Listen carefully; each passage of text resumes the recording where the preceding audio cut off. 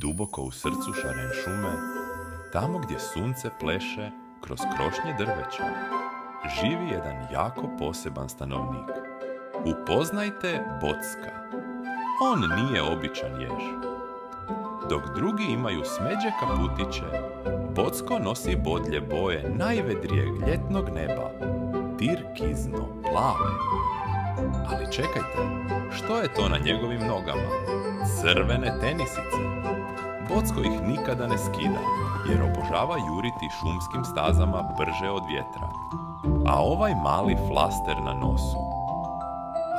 Bocko je jako znatiželjan. Jučer je pomirisao cvijet u kojem je spavala pčelica. Boc! I zaradio je uspomenu. Ali Bocka to ne brine. On je uvijek vesel, uvijek brz i spreman za novu igru. Hajde, idemo u avanturu s Bockom. U narednom videu ćete pratiti Bocka u svojoj prvoj avanturi. Do tada nam budite pozdravljeni